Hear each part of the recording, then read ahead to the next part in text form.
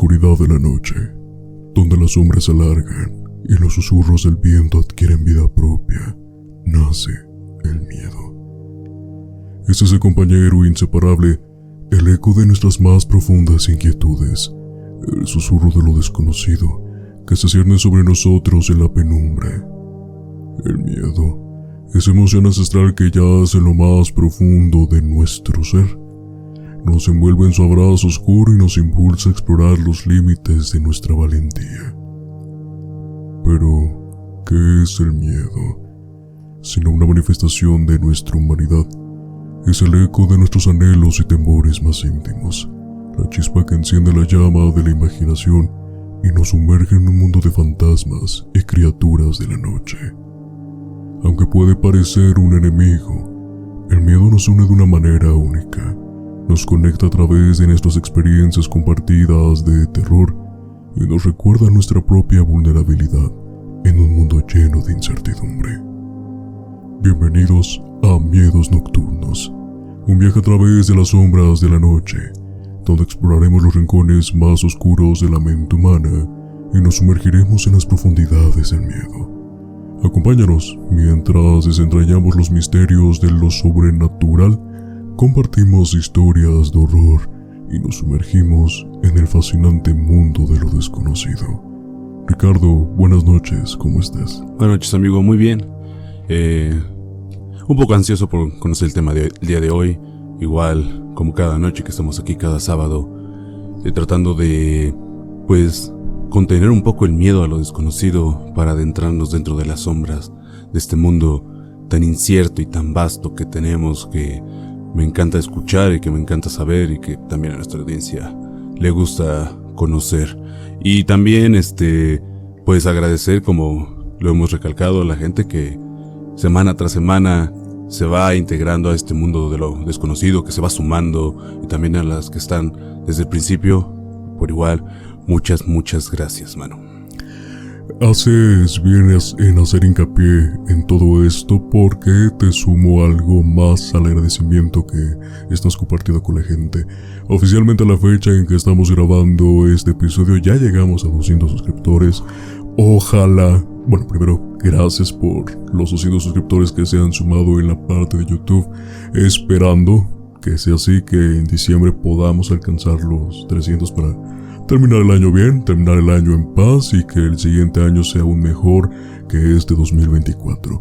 Por otro lado, también nuestra audiencia en Spotify está subiendo de una manera bastante agradable, tanto para nosotros como para ellos, y quiero agradecer a los siguientes países que nos han dado una oportunidad en la plataforma: México, España, Uruguay, Estados Unidos, Ecuador, Argentina, Canadá, Perú, Chile, Alemania, Puerto Rico, Nicaragua, Guatemala, Colombia, República Dominicana, Bolivia, Paraguay, Costa Rica y Australia. Son los países que se han sumado justamente al mundo de lo desconocido, así que gracias, que ya como lo dijo Ricardo, muchísimas gracias a todas las personas que se están sumando a este proyecto que recientemente cobró vida y esperando que se quede para la posteridad. Ricardo, el tema que vamos a tocar el día de hoy justamente iba a ir para una sección que tenemos titulada México Mágico, donde recopilamos diferentes casos que han ocurrido aquí en la República Mexicana en diferentes épocas, en diferentes años, justamente que tengan que ver con homicidios, asesinatos, algo que va más allá de. Pero investigando y empezando a recopilar información me di cuenta que había un caso que realmente me dejó perturbado por todo lo que conllevaba dentro de su historia, y creo que iba a ser un pecado en este momento ponerlo como parte de México Sangriento, y creo que era mejor tenerlo como un episodio aparte. Okay. La pregunta que te hago es la siguiente: ¿de pura casualidad has escuchado el apodo de la trituradora de angelitos? Mira, no quisiera entrar rápido en detalles porque sí es un caso que descubrí, al igual que tú, al investigar, al vagar en internet, a veces en redes sociales nada más. Y por su propio nombre creo que la gente se puede dar una idea de qué vamos a hablar. Es un caso que no solamente te puede dejar consternado al momento de escucharlo, sino también impactado en el aspecto moral. yo creo que solamente por la propia moralidad, y más por la época en la que ocurrió, en la que se dieron los sucesos, y sobre todo con quién se trata. O sea, porque generalmente cuando hablamos de homicidios, pues esperamos que la figura siempre sea un masculino, ¿no? Y aquí es todo lo contrario, y más por cómo son las cosas. También te puede entrar un poquito en juego este aspecto de lo bueno y lo malo, ¿no? O sea, no me gustaría, como lo vuelvo a repetir, adentrarme tanto el tema, pero sí, desgraciadamente, y lo digo desgraciadamente, tengo conocimiento del tema porque deja muchas dudas, deja muchas cosas que pensar en la cabeza, y sobre todo de diferir sobre qué es lo bueno y qué es lo malo al final del día, ¿no? También qué tan propio puede ser escuchar este tipo de cosas cuando tú mismo sabes que no te gustaría que pasaran. Cada caso que se ha tocado en esta mesa, como también lo hemos mencionado anteriormente, pensaríamos que no va a superar al siguiente. Lamentablemente, cuando profundizamos en cada uno de ellos, incluso antes de poder escribirlo, te das cuenta que siempre va a haber algo impensable. Sí. Algo que realmente ocurrió. Antes de empezar con este episodio, para toda nuestra audiencia, nuestra querida audiencia que nos está escuchando, obviamente todo el tema lo vamos a tocar con el debido respeto que se merece para todas aquellas víctimas, y obviamente por, lamentablemente, lo sensible que es este tema, ya lo comentó Ricardo, y que todas las opiniones que se digan en esta mesa va a ser obviamente bajo nuestra propia responsabilidad. Si ustedes tienen una propia opinión, la pueden dejar en la caja de comentarios o debatirlo entre ustedes. Pues Ricardo, sin más preámbulos, te voy a compartir mi introducción y vamos a tocar poco a poco el tema. Adelante. En las calles polvorientas de la Ciudad de México, donde la luz de la esperanza apenas roza las sombras, existió una figura que congelaba el corazón de las madres, que sellaba el destino de inocentes en la oscuridad más profunda. La trituradora de angelitos, como la llamaban, no fue un mito ni una leyenda. Fue el rostro de la muerte disfrazado de compasión, un monstruo escondido bajo la piel de lo cotidiano. Esta es la historia de un horror real, una de esas tragedias que no deberían existir, pero que, en lo más profundo de nuestra historia, sucedió. Te advierto, querido oyente, que adentrarte en este relato es viajar a los límites de lo impensable, donde el miedo no reside en el más allá, sino en las manos de quienes caminaban entre nosotros. Vamos a empezar de esta manera, cómo ocurrió, cómo fue descubierto, y posteriormente vamos a dar una indagatoria de la vida de la trituradora de angelitos. Un pequeño adelanto, un pequeño spoiler. Lamentablemente en su momento la vida de esta señora no estaba completa. Fue gracias a los medios, fue gracias a la prensa que más o menos se pudo estructurar su vida y de cómo ocurrió todo esto. Don Francisco Páez, propietario de la modesta tienda de abarrotes ubicada en un viejo edificio de la calle Salamanca, en pleno corazón de la colonia Roma, Ciudad de México, jamás imaginó el macabro hallazgo que cambiaría su rutina cotidiana. Una mañana, con el gesto marcado por la frustración, descubrió que la cañería de su negocio se encontraba completamente obstruida. Con el cansancio reflejado en su rostro, Francisco llamó de inmediato a un plomero y a 2 albañiles para que investigaran el problema. La solución parecía simple. Debían romper el suelo, desenterrar la tubería obstruida, limpiar el drenaje y finalmente cubrir el boquete. Lo que no podían prever ni en sus peores pesadillas era lo que encontrarían al romper el piso. El 8 de abril de 1941, el nauseabundo olor que desprendió de la cloaca reveló una verdad escalofriante. Un inmenso bloque de carne humana en descomposición, empapado de sangre y envuelto en gasas y algodones. Entre el horror y la incredulidad, el equipo descubrió algo aún más siniestro: el cráneo de un niño atrapado en aquel amasijo repugnante. Ese macabro hallazgo no solo llenó de terror a quienes estuvieron presentes, sino que también desató uno de los casos más perturbadores de la historia criminal de la Ciudad de México en la década de 1940. El origen de este abominable crimen tenía un rostro, el de una mujer cuyo nombre resonaría en los titulares: Felicitas Sánchez Aguillón. Pronto, la prensa le otorgaría títulos espeluznantes como la ogresa de la colonia Roma, la descuartizadora de la Roma y, en un retorcido apodo, la trituradora de angelitos. Hasta este punto, Ricardo, antes de profundizar con la historia de Felicitas, ¿cuál es tu opinión? ¿Cómo nos puedes extender lo que te acabo de compartir? También en base a los conocimientos previos que ya tenías. Pequeña introducción de la historia, esta pequeña parte de cómo se empiezan a adentrar los hechos y cómo nos marca el hito de que vamos a tener hoy, y escucharlo y saber cómo es el origen de todo, te deja impactado por sí mismo. Yo creo que si a mí me preguntas personalmente, yo no esperaría encontrar algo así en el drenaje, y creo que ninguna persona, ¿no? Cualquier persona con sentido común, ¿no? Si fueras un asesino en serie, pues lógicamente sería de lo más habitual. Hasta te genera una satisfacción, ¿no? Pero en este caso sí te deja muchas cosas, como lo dije al principio, te deja con muchas dudas en la cabeza y muy pocas respuestas, desgraciadamente, solamente con este pequeño tramo.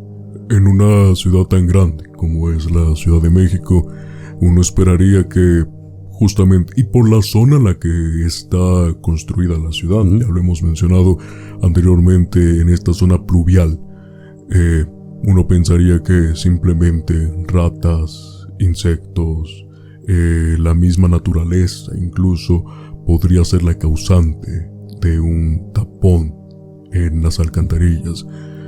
Pero justamente lo acabas de mencionar, nadie se esperaría que fuera un pequeño ser humano, y no solamente uno, sino que una colecta de ellos. Sí, y es que sabes que también por la zona en la que estaba, donde pasaron, en la colonia, tú lo acabas de decir, la colonia Roma para esos años era de las colonias más populares, pero también de las de más abolengo, ya que lógicamente con el paso de los años se han formado otras, pero para la década de 1940 sí te das cuenta de que para que haya sucedido ahí, lógicamente la persona que lo está cometiendo tiene algún nexo previo con gente que tiene un poco de poder adquisitivo o un buen poder adquisitivo. Y de eso vamos a hablar más adelante, porque justamente es un tema que nos va a dejar incluso molestos con las autoridades principalmente. Ok. Nacida en la década de 1890, en la pequeña comunidad de Cerro Azul, Veracruz, Felicitas Sánchez Aguillón creció rodeada de rechazo y soledad. Las investigaciones sobre su vida señalan que desde temprana edad enfrentó la fría indiferencia de su madre, lo que, junto a su perturbador comportamiento, marcó su infancia. Se dice que, por pura diversión, se dedicaba a envenenar perros y gatos callejeros, demostrando desde niña una inquietante inclinación hacia la crueldad. Años más tarde, estos oscuros indicios fueron fundamentales para trazar el perfil psicológico que la prensa no tardaría en exponer cuando su monstruosa naturaleza salió a la luz. Durante un tiempo, la vida de Felicitas pareció seguir un camino convencional. Estudió enfermería y se casó con Carlos Conde, un hombre de su misma comunidad.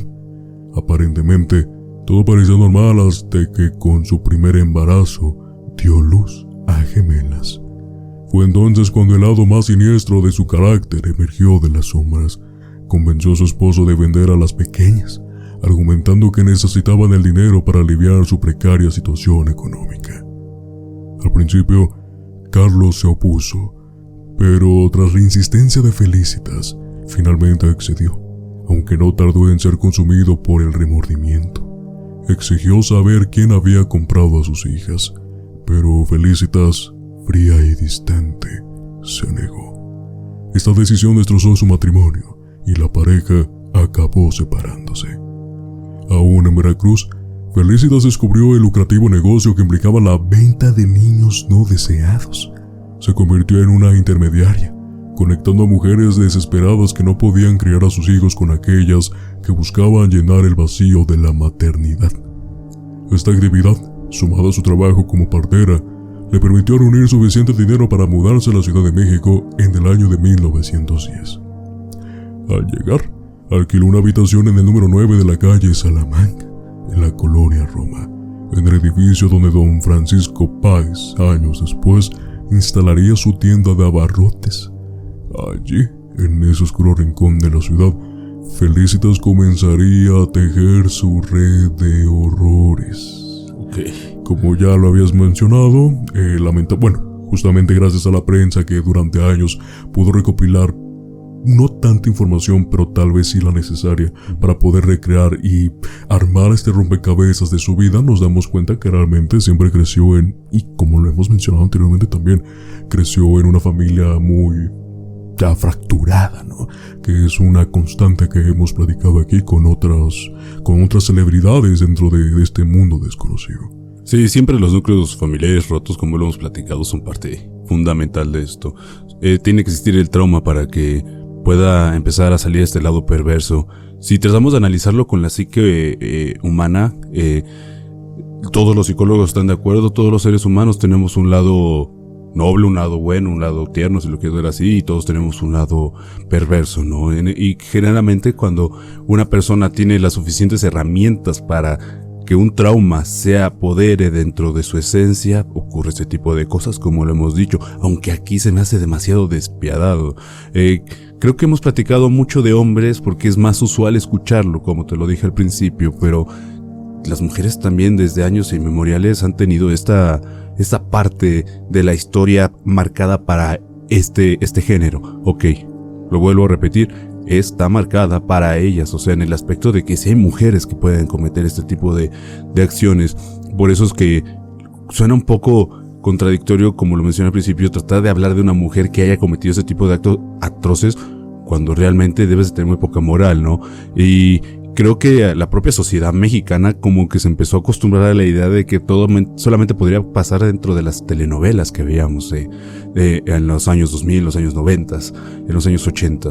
Entonces, descubrí este paradigma que en una sociedad de los años de los que estamos hablando, 1940, antes de los 50, donde el machismo estaba a su máximo esplendor y donde en este caso la mujer tenía el control total sobre su matrimonio para poder decidir qué hacer con sus hijas, con sus hijos gemelos, te puedes dar cuenta de para dónde va la historia ya dirigida, ¿no? Ahora, poder lucrar con vidas infantes, con gente que no podía tener hijos, con mamás desesperadas o con mujeres desesperadas porque no se les podía dar la maternidad, pues era un negocio para ella y también como el punto de salvación, y a veces terminas idolatrando a una persona que te puede conseguir algo que tú no puedes obtener por tus propios medios porque la naturaleza misma te lo impide, ¿no?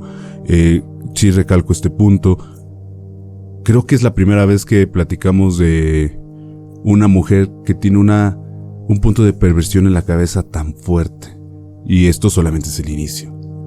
En algunas ocasiones, en el anterior capítulo de México Sangriento, el primer capítulo de México Sangriento, se habló de Magdalena Solís, mejor conocida como la sacerdotista sangrienta, que básicamente era la líder se convirtió en la líder de un culto, justamente para sacar provecho de todas aquellas personas. Se sentía una diosa, se sentía una vampira.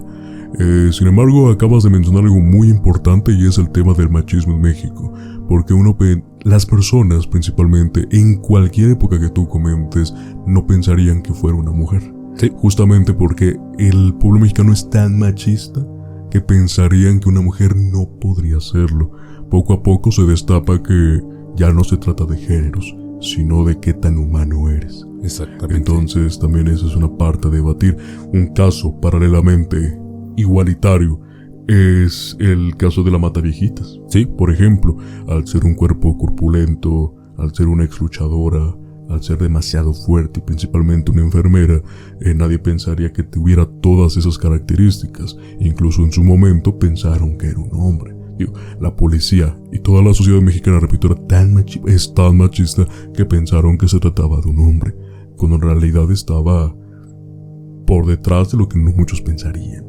Exactamente, es que tú lo acabas de decir, no se implica de un género exclusivamente. Desgraciadamente nuestra idiosincrasia está muy dirigida a que siempre lo malo tenga que ser capitalizado por el género masculino, que sí es cierto, en su mayoría lo es, porque por la idiosincrasia misma, pero no tiene que ver un género, tiene que ver exactamente con qué tan consciente y qué tan humano y qué tan moralmente correcto eres en una sociedad que está marcada y que está muy dada a creerle más a la defensa para una mujer que para un hombre. Y desgraciadamente creo que en este vínculo a veces se rompe un poquito porque lo acabas de anticipar, el spoiler va muy dirigido a más a tratar de compaginar y empatizar con la mujer que con el hombre en el aspecto de cómo es el mexicano, pero también por cómo se han fomentado esta educación de tratar de proteger también a la mujer, que es muy válido. Yo soy de las primeras personas que lo comparte,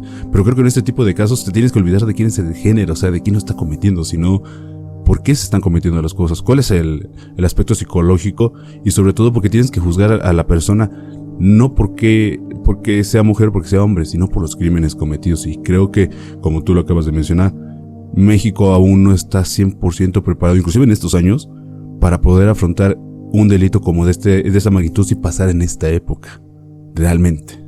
Retomando la historia de Felicitas, vamos a contar ya cómo llegó a la capital y el negocio que empezó a implementar con las madres y las que no podían ser madres. Al instalarse en la capital, Felicitas continuó con su próspero negocio de venta de niños y como partera, pero no tardó en diversificar su oferta. A las mujeres que llegaban a su puerta, embarazadas y desesperadas por evitar el escándalo de un hijo fuera del matrimonio, les proponía una solución más radical: el aborto. El número exacto de mujeres que recurrieron a su servicio sigue siendo un misterio. Sin embargo, esa información se convirtió en una poderosa herramienta de chantaje. Alerta de spoiler: en una ocasión, cuando fue arrestada, Felicitas amenazó a las autoridades con revelar los nombres de sus clientas si no la liberaban. La estrategia funcionó y pronto estuvo de nuevo en libertad, pero eso lo vamos a tocar más adelante. Durante casi 30 años, Felicitas se dedicó a practicar abortos, a asistir partos clandestinos y vender a los recién nacidos desde su modesto departamento. Allí pasaba los días en soledad, pues la dueña del lugar, que trabajaba todo el día afuera, nunca sospechó lo que sucedía en el interior. Fue el fatídico 8 de abril cuando las autoridades irrumpieron en el edificio tras el macabro descubrimiento en las cañerías, pero los vecinos ya habían expresado antes sus inquietudes. En varias ocasiones se quejaron de problemas con las tuberías y algunos incluso confesaron que Felicitas siempre les había parecido extraña. Describieron cómo de vez en cuando un humo negro, pestilente, se escapaba de su departamento y cómo recibía constantes visitas de mujeres de clase, algo que le resultaba sospechoso. La policía ya tenía antecedentes de Felicitas. En 2 ocasiones anteriores había sido detenida al intentar vender bebés, pero en ambas logró comprar su libertad pagando múltiples multas. El negocio de Felicitas prosperaba tanto que abrió una tienda en el número 69 de la calle Guadalajara, en la colonia Hipódromo Condesa. Llamó al local La Quebrada, y este lugar se convertiría en un macabro símbolo de sus crímenes. En sus oscuros confines, la mujer pasó de la venta de niños a una atrocidad aún mayor: el asesinato de inocentes. La prensa sensacionalista de la época se regodeaba de los detalles macabros del caso. Entre rumores y verdades, los asesinatos de aquellos niños que Felicitas no lograba vender resultaba escalofriantes. Los estrangulaba, envenenaba, cortaba, quemaba o los desmembraba, para luego meter los restos en bolsas que abandonaba en la basura o los desechaba por las cañerías. Los detalles son más espeluznantes de lo que se puede narrar aquí, pero es mejor dejar algunos sin mencionar. No se sabe con certeza cuántos años se prolongaron sus atroces actos, pero la prensa calculaba que más de 100 niños habían caído bajo sus manos hasta aquel fatídico 8 de abril, cuando el horror fue destapado en la tienda de don Francisco Páez, su vecino. La investigación quedó en manos de uno de los detectives más renombrados de la época, José Acosta Suárez, un hombre sagaz y perspicaz. Comenzó entrevistando a los residentes del edificio, tratando de desentrañar el misterio que había permanecido oculto por tanto tiempo. Cuando llegó al departamento 3, donde vivía Felicitas, fue recibida por la propietaria que, años atrás, le había arrendado la habitación. La mujer, ignorante de los crímenes, permitió que la policía inspeccionara el lugar. Lo que encontraron fue espeluznante. En la recámara había un altar siniestro, adornado con velas, agujas, ropa de bebé, un cráneo humano y decenas de fotografías de niños. Las autoridades también allanaron su tienda La Quebrada en la colonia Hipódromo Condesa, donde hallaron más evidencias que apuntaban directamente hacia Felicitas. Al enterarse de que la policía estaba tras ella, Felicitas huyó. Sin embargo, el investigador Acosta no tardó en capturar a uno de los cómplices, un plomero llamado Salvador Martínez Nieves, quien fue arrestado el 11 de abril de 1941. En su confesión, Salvador admitió haber sido parte de los crímenes, destapando regularmente las cañerías bloqueadas por el resto de fetos y niños a cambio de dinero. Aquella misma noche, la suerte de Felicitas se agotó, junto con su amante, Roberto o Alberto Covarrubias, conocido como el Beto o el Güero.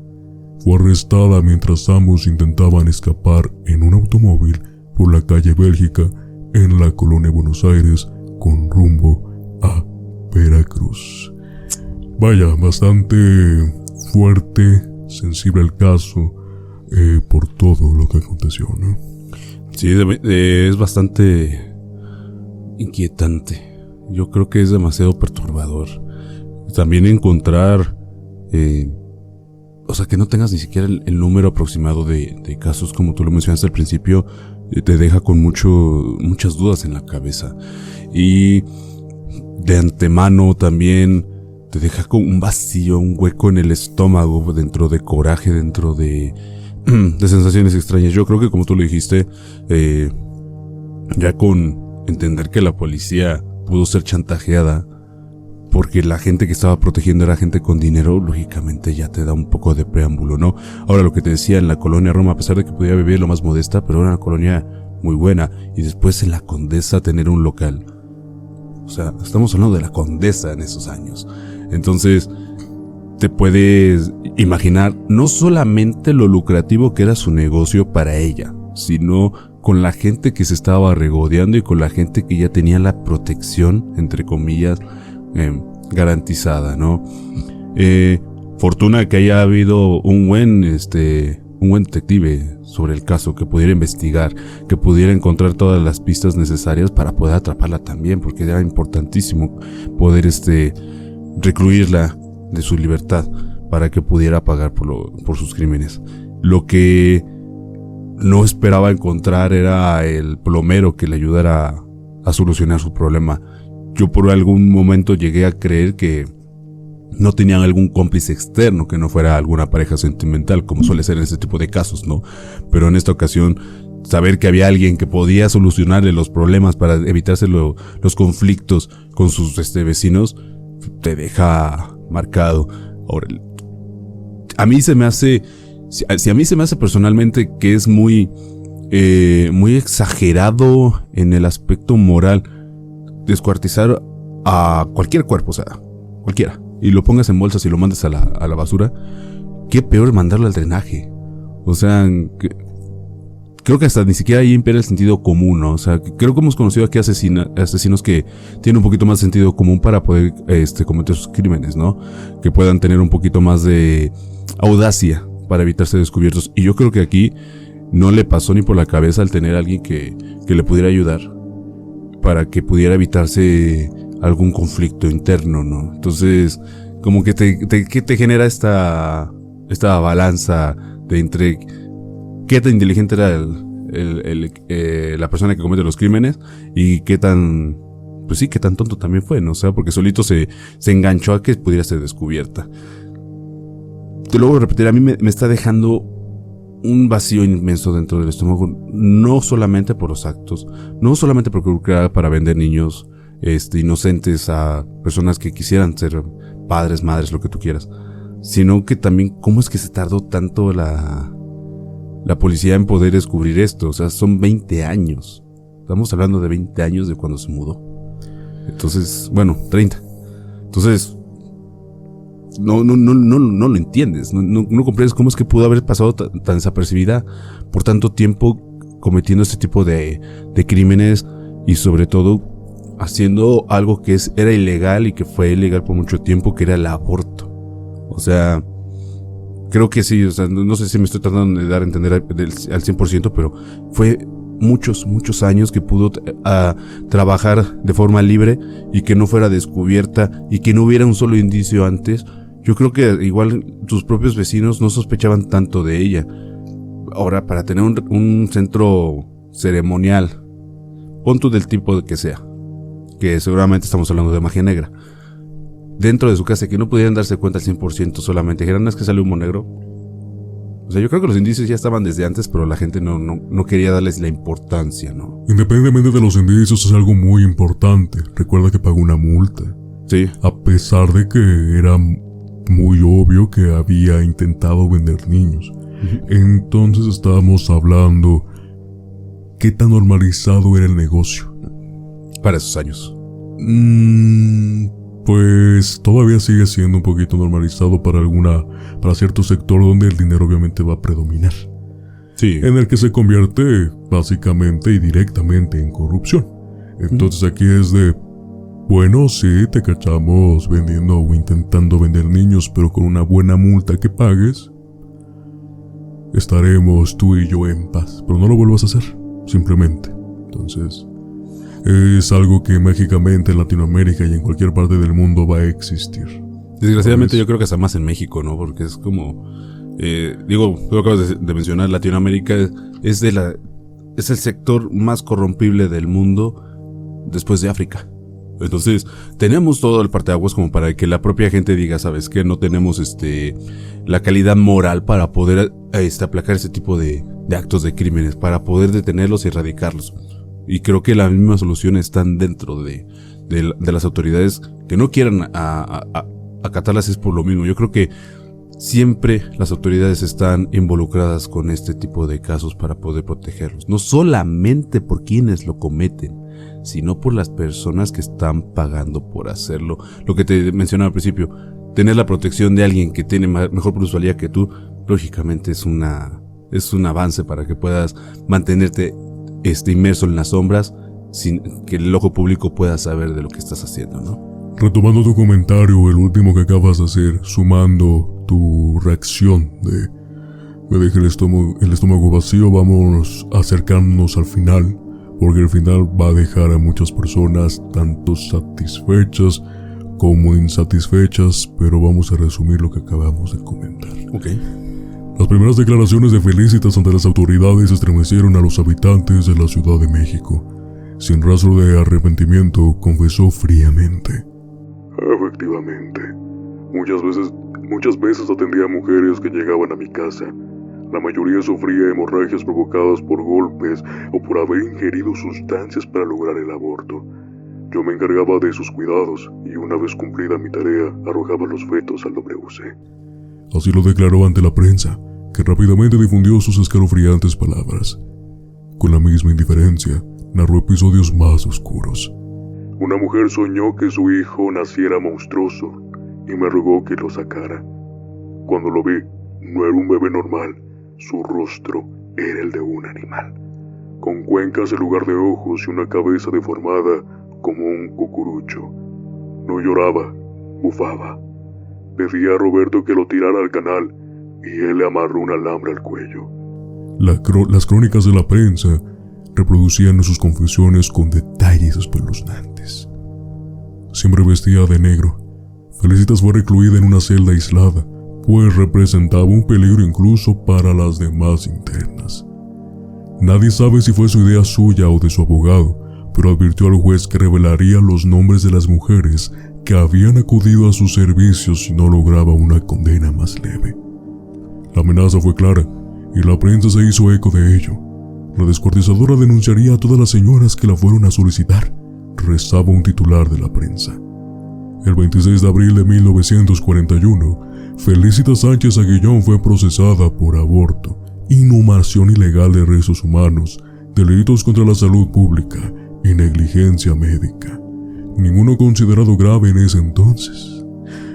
Pero, el 10 de mayo, el juez le impuso una fianza de 600 pesos de ese entonces y pocos días después quedó libre.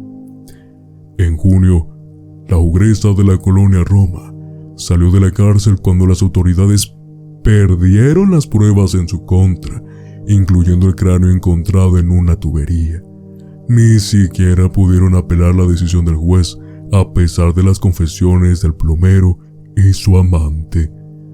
Rodeada por el rechazo social y sin salida, Felicitas decidió acabar con su vida el 16 de junio de 1941, ingiriendo una sobredosis de Nembutal. Murió en la madrugada mientras su amante dormía. Dejó 3 cartas póstumas, 2 dirigidas a sus abogados y una a su pareja. Ninguna fue para la hija que había tenido con él, quien, al parecer, terminó en un orfanato.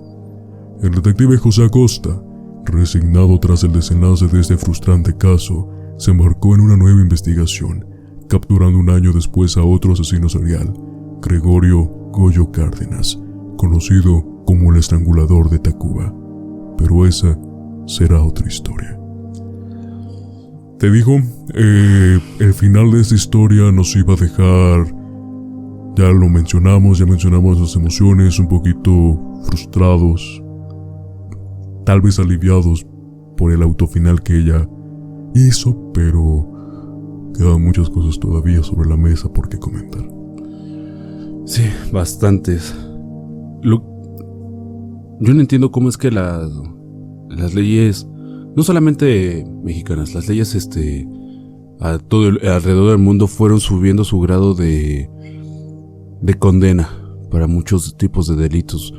Yo creo que a lo mejor en estos días, con la información que tenemos, como lo hemos escuchado y como también este sentido de sensibilización sobre varios temas que en su momento eran tabú, que no se podían mencionar, te genera mucha controversia y mucho malestar.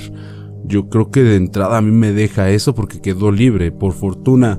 Y, o sea, creo que está mal que lo diga. Yo creo que mucha gente me va a decir, es que no te puedes alegrar que alguien se haya quitado la vida, pero yo creo que en este caso sí. O sea, que en este caso sí, que ella misma haya decidido acabar porque decidió exonerar por sí misma la amenaza que era para consigo, ¿no? A lo mejor en el borde de la locura, en el borde de la depresión, en el borde del aislamiento, que de por sí ya lo tenía, ¿no? Como retomar sus propios traumas, o sea, sus traumas iniciales terminaron siendo sus traumas finales, los que la condenaron. Pero no entiendo cómo es que las autoridades en ese momento todavía no pudieran capitalizar estos crímenes como, pues, condenatorios por su propia naturaleza que son. Yo creo que aquí jugó un papel muy importante que pudiera revelar los nombres de sus clientas. Yo creo que eso fue lo más fundamental que pudo haberle ayudado a jugar a favor. Pero si lo ves de otro modo, si hubiera sido encarcelada, nadie te quita que hubiera conseguido otros nexos dentro de la cárcel.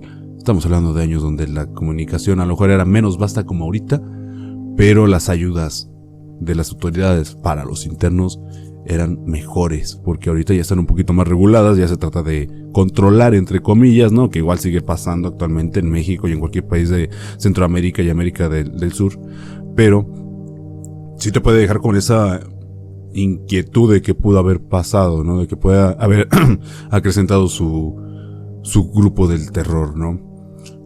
Yo creo que sí, tú le dijiste, no estoy satisfecho con el final. O sea, a pesar de que se quitó la vida, no estoy satisfecho porque yo hubiera esperado que hubiera hecho justicia. O sea, ya había gente que sí estaba tratando de entender que el caso no merecía ni la libertad ni ser chantajeado. Y, oye, también, ¿por qué no quieres atrapar a las personas que tenían el poder de pagarlo y que fueron a buscarla? O sea, ¿qué sensación debes de tener? ¿Qué tan inhumano también tiene que ser la autoridad para decir, no vamos a ir tras ellos? ¿Por qué? Porque a lo mejor lo puedes entender en el aspecto de que puede estar hasta en riesgo mi vida por cazar a alguien que tiene más dinero que yo, ¿no? Y que no sabes en qué industrias el poder están. Exacto. Tal vez estamos hablando no solamente de artistas o personas enriquecidas de una herencia familiar, tal vez incluso de gobernadores o incluso hasta presidentes. Me refiero a esposas de esas personas, ¿no?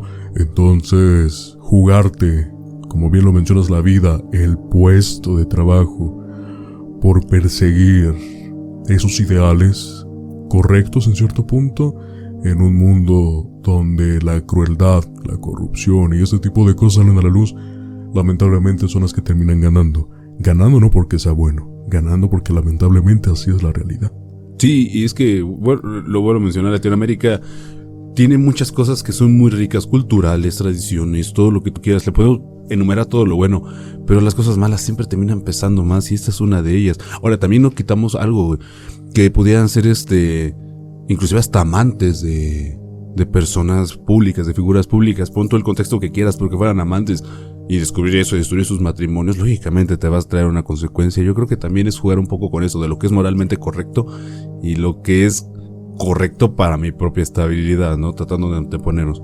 Yo dije algo al principio que te pone en el aspecto de que fue correcto y que no fue correcto. Yo quiero recalcar ese comentario ahorita. Ya escuchando ya el final de la historia, te das cuenta que sí había personas que sí estaban desesperadas. A lo mejor porque por lo de hijos fuera del matrimonio, y a lo mejor porque otras no querían tenerlos, o esto de los sueños, a darle credibilidad a un sueño mismo sobre una persona que va a tener a un ser humano. O sea, si te das cuenta de que trataba de ser pues bondadosa con sus necesidades, ¿no? O sea, yo estoy haciendo el trabajo sucio, yo me deshago de las cosas, págame bien y puedes irte, ¿no? Sí, o sea, tú quedas con la mente libre de pecado, porque tú no hiciste nada. Exactamente, ¿no? O sea, pero te estoy ayudando a cambio de una muy buena remuneración económica. El ser una persona con pocos sentimientos, con poca humanización y ser tan cruel. Porque yo creo que si estuviéramos hablando de este tema años atrás, en el que dijéramos, es que mata a un perro o un gato, pues no lo ves como algo inhumano. Pero ya en este punto en el que ya te sensibilizas con todos los seres vivos, te das cuenta que la crueldad ya existía desde entonces. Y para ser así de mártir con algo que no tiene un punto de raciocinio en el cual se pueda defender al 100% más que su propia naturaleza, y que por su propia naturaleza confía en el ser humano que le puede proveer algo de comida, algo de alimento, algo de beber, ya te das cuenta por dónde va la cosa. ¿Y por qué lo pongo ahorita? Porque los perros y los gatos no se pueden defender por sí mismos hablando, los bebés menos. Entonces no podemos llegar a un acuerdo de decir la historia tuvo un final feliz, porque no fue así. De hecho, de toda la historia nunca va a tener un final feliz en este aspecto. Pero tantas almas que se perdieron, tantos niños que se perdieron, tantas vidas que no pudieron llegar a conocer la luz por la indecisión y por la desidia de mujeres o de hombres también, que pudieron haber mandado a estas mujeres a tomar esta decisión de abortar, de deshacerse de sus hijos. No, yo creo que no la concibo en mi cabeza. No lo tengo muy en claro cuando realmente no es algo que tú estés pensando que realmente sea necesario, ¿no? Y por ponerlo en un punto de humanización, yo creo que lo podría entender de una mujer que desgraciadamente abusaron de ella, que a lo mejor su núcleo social no tiene el sustento económico como para poder solventar una boca más, que a lo mejor esté en riesgo también su propia vida en esto, porque sí puede pasar. Hay archivos clínicos que te lo indican, que desde los 4 o 5 meses te pueden decir es un parto de alto riesgo. O sea, que no haya un argumento que, aunque nosotros pensamos que atentar contra la vida no es válido, pero a veces sí creo que si no hay argumento médico que te permita decir el aborto es necesario, o que el contexto social sea necesario, no encuentras cómo defenderlo. Y con personas que tienen todo el poder del mundo, todo el dinero del mundo, no le encuentro un poco de sentido, ¿no? O sea, no le encuentro ni siquiera cómo defender este tipo de cosas. Déjame compartirte mis conclusiones generales del tema. Y así, en el sombrío relato de la trituradora de angelitos, nos encontramos con el reflejo más oscuro de la humanidad. Un abismo de crueldad que se oculta bajo el velo de lo cotidiano, donde el mal no se manifiesta como un monstruo bajo la cama, sino como la fría indiferencia y la maldad disfrazada de ayuda. Aquellos pequeños ángeles, cuyas vidas fueron arrebatadas antes de tiempo, son ahora parte de una historia que no debe ser olvidada. Sus ecos permanecen en las sombras, como un recordatorio de que el verdadero horror no siempre se encuentra en leyendas o mitos, sino en la cruel realidad de aquellos que cometen atrocidades sin levantar sospechas. Hoy, al cerrar este capítulo, una verdad inquietante se revela. El mal puede tomar muchas formas, y la más aterradora son aquella que se esconde a plena vista. Porque en este mundo, el verdadero terror no siempre necesita una máscara, y a veces, el monstruo más temible es el que nunca imaginamos. Recuerda siempre que el horror real es el que habita entre nosotros. Y así es, Ricardo, audiencia. como terminamos el capítulo número 30 de Miedos Nocturnos, titulado La Trituradora de Angelitos. Repito, originalmente esta historia iba a estar como parte de la sección de México Sangriento, sin embargo profundizar en ella, sin embargo comentar todo lo que ocurrió y narrarlo era importante, y creo que para que solamente fueran de 15 a 20 minutos no era tan necesario. Creo que un capítulo entero era justamente lo necesario para que también la gente supiera de esta historia, y en dado caso de ya saberla, pues recordarla, de que en muchas ocasiones México puede ser bello y hermoso, pero también puede ser sangriento y oscuro. Sí, yo creo que es parte de la historia del propio país, de nuestro propio país, de nuestro lindo y querido país, que tiene su lado sombrío y muy oscuro y muy retorcido. Yo creo que este tipo de historias nos deja claro que no tenemos la capacidad, ni siquiera la visión de encontrar lo que es correcto entre las calles cuando hay personas que lo aparentan ser.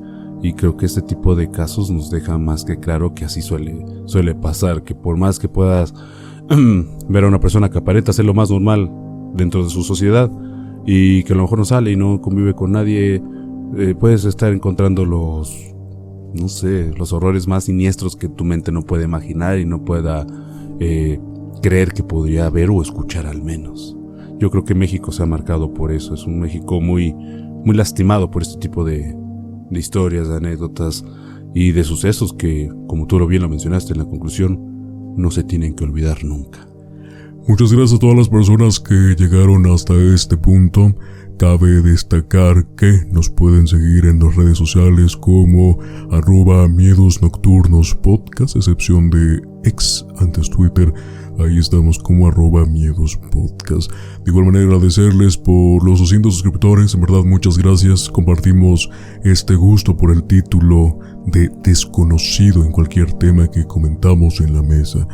De igual manera, gracias a toda la gente de Spotify que se está sumando, tanto en reproducciones como en seguidores. Ha sido un mes bastante bueno para nosotros. Así que muchísimas gracias, y esperando que puedan recomendar este proyecto para llegar a más gente, y repito, tal vez sumar más seguidores a finales de este año. Ricardo, ¿algo más que desees agregar? No, es solamente lo mismo que tú, agradecer a la gente que se sume más, que nos siga recomendando, y que nos vemos el próximo sábado para escuchar otro tema dentro del mundo de lo desconocido en esta mesa, y poder discutirlo y debatirlo y adentrarnos un poquito más en todo aquello que nuestra mente todavía no tiene entendimiento humano. Sin nada más que mencionar, Ricardo, hasta este punto te veo la siguiente semana, deseándote una muy buena noche. Buena noche, amigo.